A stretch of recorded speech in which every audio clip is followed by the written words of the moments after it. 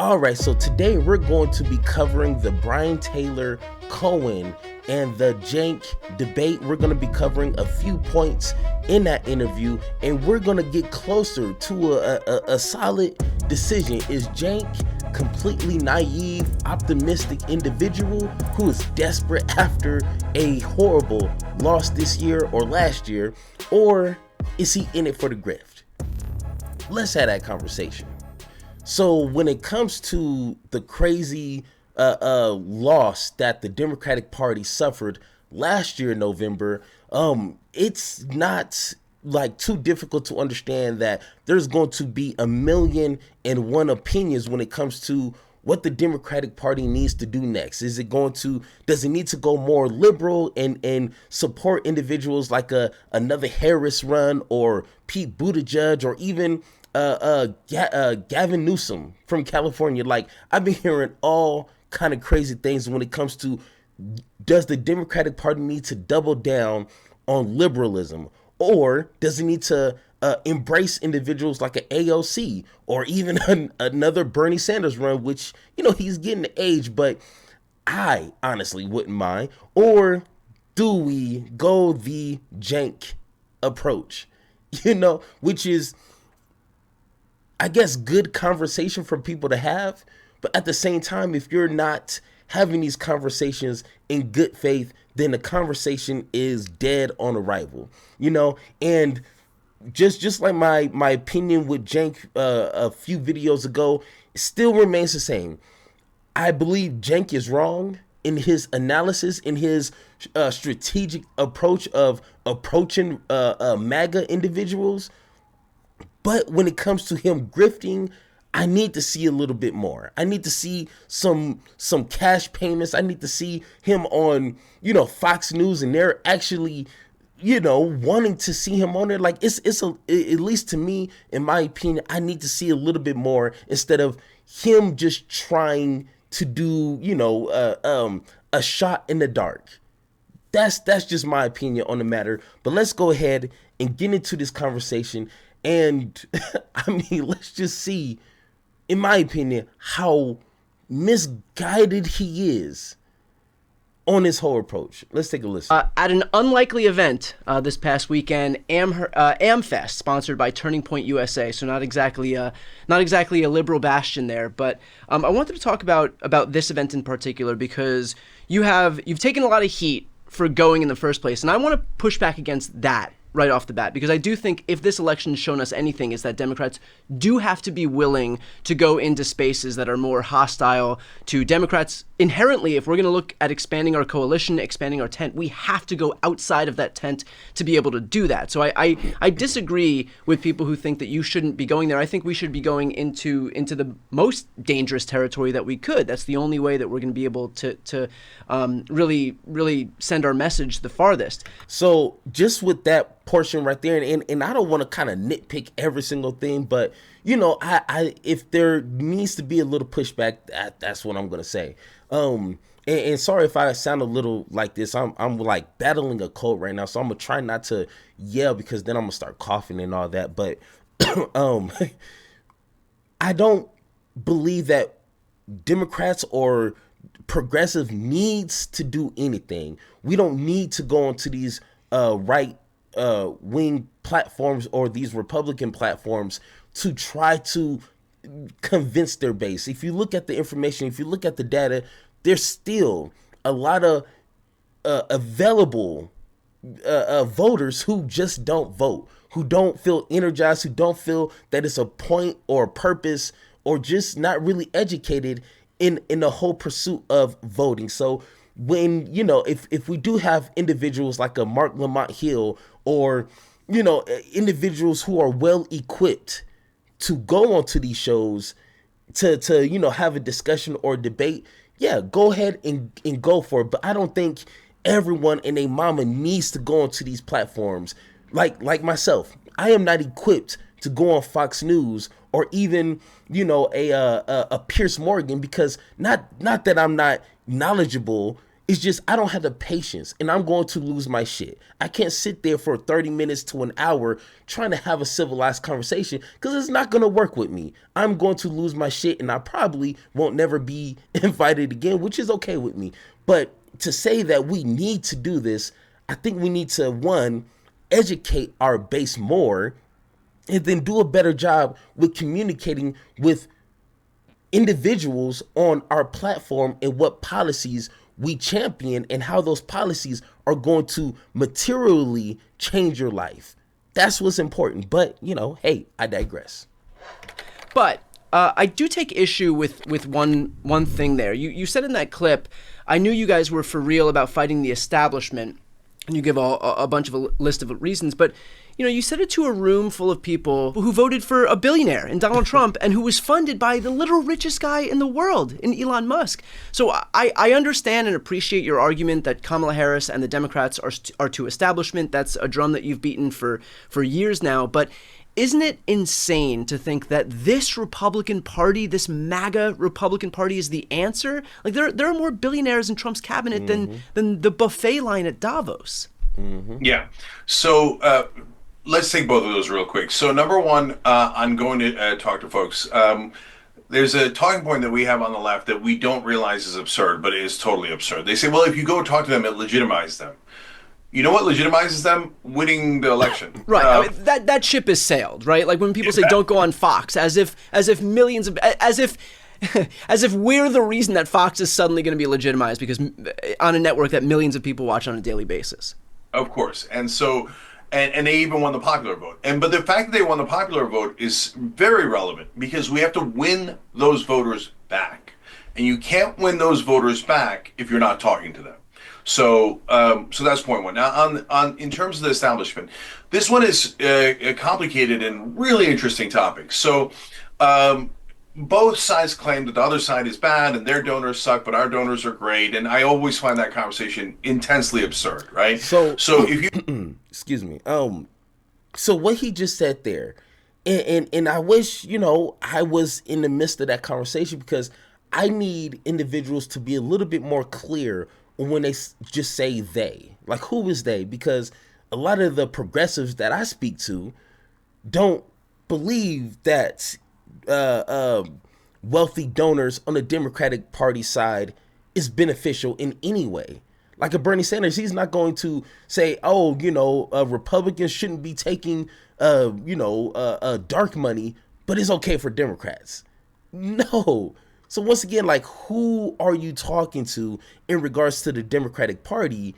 And then you might be able to get a little bit more better senses of why people are attacking you the way that they are. You know what I'm saying? Because I did a poll on my YouTube channel, and I tried to remember to mention this at the beginning of this, but it is what it is.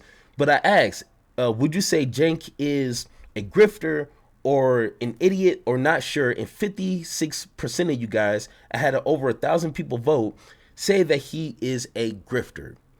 I think Cenk needs to try to understand the perspectives of individuals calling you a grifter. You know what I'm saying? And to me, you just have to sit down, ask yourself really simple questions. Why are you, the way that you're approaching this situation, why would it perceive someone to think that you're a grifter? I think he needs to have that conversation with himself before he goes out here trying to defend his actions. But, hey, the cat is already out the bag. You say to me the donors on both sides are bad, meaning like not that they're bad people, but that it's bad that this system allows for those kind of donations, which then obviously influence both sides. I say absolutely, 100%. So, but that means you've got to be honest about your own side. So you, as you pointed out, I've been saying this for about 20 years now. And so that's why I'm in the Bernie Sanders wing. And I think when Kamala Harris was bragging about how she had 90 corporate CEOs on her side, that was a terrible strategy. And when, she raised over $1 billion herself, let alone the billions in the PACs, largely a huge portion of that was corporate donors. If you think that they don't have to pay them back with favors, you're just not paying attention. I love you, brothers and sisters, but this is the same exact thing I say to the right wing. So when I go there and I say, one thing they did that we didn't do yet is they did a revolt against their establishment wing within the party. So they, basically kicked out Mitch McConnell from power, etc. We have not done likewise. We have not kicked out the Nancy Pelosi's and the Joe Bidens. And so when you go to do that, there's massive pushback. Okay, no way, those are our leaders, and the other side is so evil. We have to take the money, we have to bow our heads to these leaders, and we have to let them serve the donors. No, I don't agree, right? But okay, so just once again, and this is why I believe he is just, and I don't want to discredit like everything that he's done or his political experience, but it just feels like he's missing a lot. Once again, when it comes to Mitch McConnell and a lot of I guess you would say the original Republicans or the ones that are left, I guess, the reason why the MAGA base don't like a Mitch McConnell is not because of their policies. I'm pretty sure they might nitpick at little things here and there, but it's overall because Mitch McConnell is not fully 100% MAGA. That's pretty much it. Like, ask a MAGA voter why they don't like Mitch McConnell. They're not going to get into the nitty gritty details of policies or things that he's voted on throughout his career. They don't care about that. Either you're with Trump, so you're an ally, or you're against Trump and you're an enemy. It doesn't matter if you've been a diehard Republican for 50 plus years. They don't care about that. It's just really basic to them. Either you're on their side or you're not. At least that's my perspective of the few conversations I've had with a few Trump supporters. They're really surface level, basic level thinking. They don't care about the details. But now when you turn to the right wing, I said later in that speech, I said, guys, don't, lower your guard because you have donors too. And then there was a little bit of a hush over the crowd, right? Because when you start talking about Republican donors, who pops to mind first? Elon Musk. And so, but my major point is he didn't say Elon Musk by name. At least I don't remember. He didn't say, hey, Elon Musk is the epitome of what's wrong with our political system and these major corporation or CEOs or wealthy people. He leads the charge of this. When the richest person on earth is supporting a singular candidate, you have to look deeper into that. So once again, Cenk, you failed if you didn't say Elon Musk is the face of what's wrong with our politicians today. If you didn't say that, you fumbled the ball at the 1 yard line. I'm honest about it in both directions, and I say it to their face. And so I've gone on other right-wing shows and said, who's Elon, what's Elon Musk? He's a donor. He's the largest donor, over $250 million that he gave to Donald Trump. And now all of a sudden he wants regulatory agencies that regulate his companies to be wiped away from existence. Right. Well, that's awfully convenient, right? And then who's his donor? Third largest donor, Miriam Adelson, $137 million. If you take the Adelson family, Sheldon and Miriam, Sheldon's passed away, but before he did, they've given over $330 million to Donald Trump, even larger than Elon Musk. And in my opinion, he's handed them foreign policy. So these are the points I make to right-wingers, and who else is even getting in the room to make those points, to tell not their leaders, but their voters, guys, remember, you're supposed to hate corruption. That's what you say 24/7. If you do, be careful about Elon Musk, Miriam Adelson, and every other donor that Trump has. Well, I think that's where the point of contention is, because you saying this stuff is you operating in good faith. These people don't care. Like, there are no long-standing principles that they abide by. This is the purported party of family values, the purported party of the Constitution, of law and order, of states' rights, of fiscal responsibility. They will throw that shit out the window the moment, the millisecond it becomes inconvenient for them, and that's what they did. But you're saying these things and perfect example of that, a video I did yesterday, which I think was dropped today, but whenever you watch this, I did a video of Laura Loomer crying and complaining and actually suggesting that we need more regulation in regards to wealthy people donating to candidates. But before, it was all, cool in the hood when Elon Musk was doing all these, $1 million giveaways and just dumping all kinds of money towards Trump. It was all good. But now that Elon Musk and Trump isn't fulfilling the promises that he told you about, like getting rid of anyone who's non-white, now you have a problem with that. So like that proves the point. But that's a whole nother conversation. The people as if they're operating under some principle that they should be against the establishment, that they should be against these donors, when they're not. The only longstanding principle is their allegiance to Trump. And so my worry is that like you trying to get through to them on these issues of principle is falling flat, because it's not principle that got them there in the first place. There is no longstanding principle when you are a Trump supporter. Yeah. So Brian, this is an interesting. I think this is probably the most interesting point of the conversation, because I think you're right and you're wrong. So the right part is what you're laying out the history of, and that is correct. That's what I've said, that's what you've said, and we've been accurate about that, right? So did Donald Trump do anything actually populist in his first term? No. He even forgot about the wall until 6 months were left, and I got to run on the wall, right. So I'll pretend to build like 3 feet of it, right? And all he did was giant corporate tax cuts, which is literally the least populist thing you could do. Right. And I say that all the time, again, on right-wing shows. I talk to them about Jeff Yass, how Trump wanted to ban TikTok. Yass gives him a couple $1 million. All of a sudden, he likes TikTok.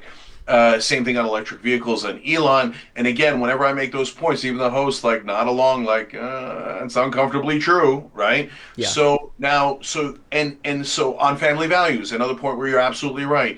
Enormous hypocrisy, like record-breaking hypocrisy for my entire life. Family values for you, but not for me. But I'll vote for the guy with the porn star mistress, et cetera, right? So we're all clear on that, and there's nothing wrong with anything we've ever said on that. We've been 100% right. Okay, now where's the part where I think you're wrong? And this is the part where people, I think I'm a little ahead of people, and people think I'm being naive. So, so I genuinely just laughed, and I probably watched this 3 times now, and I still laugh at that part. You know what I'm saying? Like, you have to understand, and I think a lot of people like Cenk, and even myself, like when we get into your own mind and you feel like you have a really good plan, ask my wife, I could be hard-headed too. You have to give room to, if you are wrong. If you just come in straight out the gate and say, hey, I'm right and you're wrong, unless it's like a math equation, like 2 + 2 is 4. Anybody saying 4.5, 4 3/4, 5 is completely wrong. 2 + 2 is 4 unless they change that and they didn't tell me. Then you can say, hey, I'm 100% right. I don't care what anyone else has to say. That's cool. But this is more critiquing your perspective or your strategy on how to convince MAGA idiots. And you can't use statistics, you can't use history, you can't use facts, you can't use anything with these people. So you have to give some room of, your strategy could suck. Your strategy could be wrong. So with just him, just by saying that, is like, oh, I'm right and you're just wrong. It's like, no, that's not how that works. But you know what? Let's hear what he got to say. What I'm sensing, Brian, is from their audiences, and I'm not just sensing it like through intuition. They're literally doing polls while I'm on their shows. We're doing interactions, calls. When I went to AmFest, talked to literally hundreds of guys who are MAGA, as they came up to talk to me, etc. And this is not the same base as Trump 2016. So that doesn't mean that they're angels. It doesn't mean that everyone on that side all of a sudden changed their mind. Will you find the immovable part of the Trump base as we had before? Absolutely, right? Will you still find some evangelical Christians? Yes, but they have greatly dwindled, both in size and power. So that family values stuff went out the door, partly because they were hypocrites, but partly because the evangelical Christians aren't in charge anymore of MAGA. So the rest of MAGA are kind of bros and stuff, and they don't really care about family values at all. In fact, a lot of the bros are pro-choice. So like when you say that some people on the right or agree with us on things like pro-choice or anti-corruption, the pushback I get from the left is, no way, they're all evil, they're all a monolith, they're all this, they're all that. No, guys, that's unsophisticated. 77 million people are not all the same thing. Right. And remember, we don't have to win or care that much about the outer edge of MAGA on the right. You're never going to win those guys over, and that's Okay, so and this is where we have a different perspective, because he says the outer margins of the Republican Party, like, we could just ignore them, like they're never going to change. I don't think it's the outer. I think if I had to put it on a scale between 0% and 100%, I would say the MAGA base that you will just not get to. You can talk statistics until you're blue in the face. They just don't care. I would say that's a good 60% of the Republican Party. And that's just being conservative with that number, no pun intended. But just like, if I had to just be really just generous, I would say 60%. And that's on purpose. These are individuals who really don't care about history, facts, politics, policies. They just want to see the Republican Party win. So they're going to vote against their best interests, and they're just going to vote just to put it in your face. That's it. So I think, if depending on how you range that, is going to determine how you strategically interact with these individuals. And with me saying on a good day 60%, that changes the way that I'm going to approach them. And that's my motto. Very few people you have conversations with that are conservative or Republican, but the majority, you're going to spend your time talking at them, because they're not going to be reasonable. They're not going to be based in reality. They're just going to say conspiracies and a bunch of BS. Those kind of people you don't need to waste your energy with. Use that energy with people who are going to be asking questions, who are based in reality. Did Trump lose in 2020? And if they say, no, he didn't, cut the conversation off, because everything else, I guarantee, after that is going to be BS. So, but you know what? I digress. Let's continue. It's not the issue. You got to win over people on the inner edge that voted for Obama, that voted for Biden, and now have voted for Trump. And those folks are not radicals. Those folks need to be won over. And I believe the folks that voted for Obama and voted for Biden in 2016, but obviously Biden or not Biden, Hillary lost. I don't think they turned to Trump. Maybe a few, I guess. I haven't seen no statistics, but I think those individuals in 2024 just didn't vote.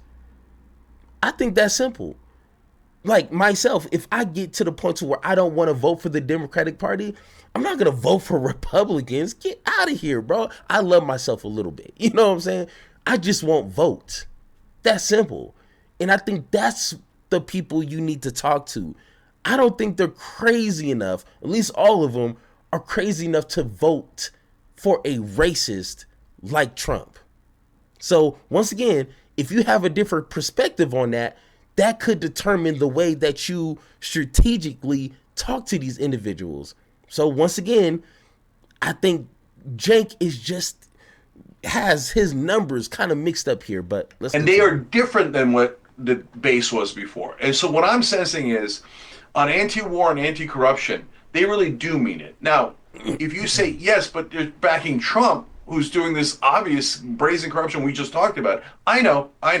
So what I'm doing is giving them an opportunity to remember that they're supposed to be anti-corruption, and that, hey, when Trump does favors for the donors, I'm the only one pointing out to them that that's hypocritical, right? Because remember, they're not watching mainstream media. They're not watching our shows, right? So, and their right-wing media hosts are not overly incentivized to point out Trump's hypocrisy. Totally. Yeah. So, like, for example, on anti-war, they're definitely anti-war. Definitely. They're not even hypocritical about it.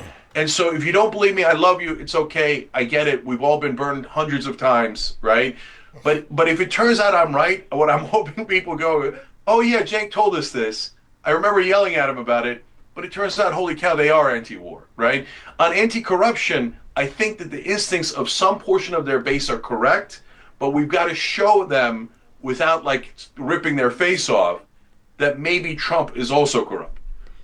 I think the part that, and you touched on this, is the cognitive dissonance between these people purporting to say that they are for one thing and yet constantly reaffirming their support for Donald Trump, who stands in stark opposition to the very thing that they purport to be against. And so I guess my question for you is, what's your red line to the point where you finally recognize whether or not the people who you were talking to at Turning Point USA's AmFest, for example, are not actually operating in good faith, and whether there is, again, to my earlier question, no actual longstanding principle, it's other than fealty to the God King, right? I guess that's what I'm trying to figure out here, because thus far there has been no indication that even though they say they're for anti-corruption, Donald Trump's the most corrupt guy to ever sit in the Oval Office, even though they say that they're, for the list goes on and on, right? It's the list that we have spoken about earlier. But when will you stop giving certain people at this event, for example, the benefit of the doubt in terms of their actions not matching up to their rhetoric? Yeah.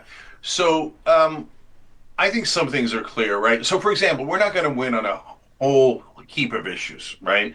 So, like, if I try to convince them that the crypto bros are going in the wrong direction, right, I'm going to get massive blowback, and I'm never going to win on that. So, okay. So that my question, and once again, I wish it was a little bit more detailed, because then that's when you can kind of get a little bit more substance. He says, we're not going to agree on everything. Well, okay, that's everybody. Like, that's not just reaching out to Republicans. That's like talking to your spouse. Like, you're not going to always agree on everything. So that's a given. But when it comes to the essentials that a lot of progressives hold dearly, healthcare for all, increasing the minimum wage, higher quality jobs, when it comes to affordable education, and the list can go on. Like, that's what I want to know. Are they going to agree with? When it comes to crypto, and okay, if they want to give their money away to people, okay, I don't really care about that. That's at the bottom of my list. But if they don't agree or understand, like, hey, healthcare is unobtainable and it needs to be more affordable, then you ask them, well, why are you voting for Trump then? That's what I want to know. Are they going to agree or not with those core material, life-changing proposals? If they're not going to agree with that, or acknowledge that that's an issue, or acknowledge that Trump and Elon are not going to pursue getting that closer to something affordable, then why are we wasting our time with them? I need him to be a little bit more specific, but of course I'm just kind of assuming, but hey, that's what we get. It's going to take 4 years and probably us getting robbed to the tune of a couple of $1 trillion before they realize that mistake. Okay, so I'm super realistic about all of these different things.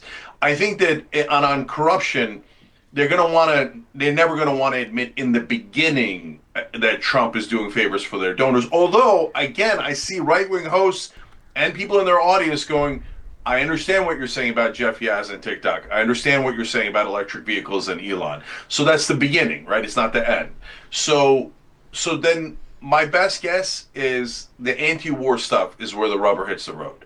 So he put in, and Brian, parts of your audience, parts of the left-wing hosts, etc., might not love this, but my sense is that the rubber's probably going to hit the road on Israel. And so here's why. Because Trump put in Marco Rubio, Elise Stefanik, Mike Huckabee, and Mike Walls as Team Miriam. That's his, right. The four people that he's handing foreign policy to. Miriam Adelson is a supporter of the hard right wing in Israel. And so they're going to push towards outrageous positions like annexing the West Bank, annexing northern Gaza. Israeli press has already written about this. Israeli cabinet ministers are already excited about this. If they try to annex, for example, the West Bank, it probably will lead to a vicious, bloody war, and then, but I don't know the context of it. They might just slaughter the Palestinians again, I'm not naive enough to think that MAGA is going to be like, oh my God, we're losing precious Palestinian and Muslim lives, right? No, but I think at some point they're going to say, look, guys, this is in America first. Why are we paying for another war of Israel? Why are we paying for another war of Israel, right? Yeah. So, and if they don't, though, and then they go, hey, you know what? I mean, now let's do an extreme example. If So just to kind of wrestle with what he just said,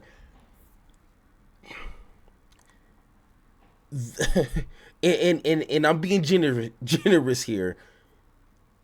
Republicans, their core voters, the MAGA, they're not going to be interested in what's going on in another country. Just to be honest, like, they do not care. Okay, how long have we been funding Israel? This just didn't just start happening a few years ago. This has been an ongoing issue. Democrat and Republicans continuing to fund Israel. So, like, what's really going to change in the next 4 years? And just like we already seen it, people are already saying under Trump there were no new wars. But just like a video I covered when Hassan Piker was speaking with one of these MAGA idiots, that's what he said. Well, under Trump there was no, new wars. And the way that Hassan had to break it down to him, like, well, this and this and this and this and this happened, he was like, oh, I didn't know. Trump sent out more drone strikes than Obama. And people in Obama sent, I forget the number, I don't want to butcher that, but Trump supporters don't even understand that. Didn't even know that. Because that takes a little more effort to read and figure out and do research. And they're not even doing research here in their own country. So what makes you think they're going to be engaged with what's going on with Palestinian people? Because Trump already said he's going to make sure Israel finishes the job. Hey, however you want to slice that up, I don't think he's saying that in a generous way. So, and they still elected him. Once again, he's giving way too much credit for these individuals to be more politically engaged when it comes to foreign affairs, which, I don't know. If Trump helps Israel start a war with Iran and says we have to finance it, and they don't rebel, then I was totally wrong. And I think I understand completely, and these are good examples, and it's good to have this sense of like where it could go in the future, and I think that's a realistic example as well. But I think what you are probably giving more credit than I will is this sense that any of this stuff matters, because again, there has been they haven't shown any discernment thus far on any of the things that they claimed were their principles before, and so I'm skeptical at best of this notion that they're going to move away from Donald Trump as soon as he enacts any policy that goes against the grain in terms of what these people claim that they wanted. But again, remains to be seen. I hope you're right. I hope that they do show some discerning behavior toward Donald Trump. I'm skeptical that they will, but I guess we're going to see in the coming months and years here. So, and that's where I'm going to stop there right there. Once again, I'm pretty sure you guys know who Brian Taylor Cohen is. He has like, 2 million subs. So yeah, if you guys want to watch that, I'm pretty sure you guys already did. I was just being told in my comments, like, hey, you should cover that. So I'm doing that. So just to wrap it up, and I just need people to understand my position, because there was a lot of comments in my last one. Maybe I didn't dumb it down enough. My position when it comes to someone like Cenk, me personally, my opinion on Cenk, I may not know him as well as someone who's been watching him for 10 years. Okay, I got you, whatever. But my perspective, my opinion on Cenk is, I don't think he's grifting. I don't see enough yet to say, you know what, He's like a Candace Owens. He's like a I forget his name. I don't see enough yet. I just see someone who is desperate to try to make a change for his own benefit. Be like, you know what? I'm going to save the Democratic Party. That's the kind of energy I'm seeing from him. And he's just desperate to do something new, to try to be a change maker for the Democratic Party. And in my opinion, like Mark Lamont said, it's based off of nothing factual. You're just doing everything off of feelings. And we seen how they roll with Trump for the past 8 years. And we haven't seen anything change within that. You know what I'm saying? And I'm going to leave it with this quote. This is from, I believe his name is Upton Sinclair. He said, "It is difficult to get a man to understand something when his salary depends on him not understanding it." That's simple. And that's going for, your Candace Owens, your Ben Shapiro's, your Charlie Kirk's, those who are leading this media charge. You're not going to convince them. And like I said, don't waste your time with individuals like that. If you have family members or friends who support Trump or who voted for Trump the first time, it might be some wiggle room. You might be able to squeeze in a good conversation and show them the light. Hey, if you do, go for it. I wish I had people to conversate on this platform. I want to know the ifs and the whys and the hows, and maybe we can have a good conversation. But when it comes to the MAGA core voters, like the Laura Loomers and those racist idiots, in my opinion, there's no saving them.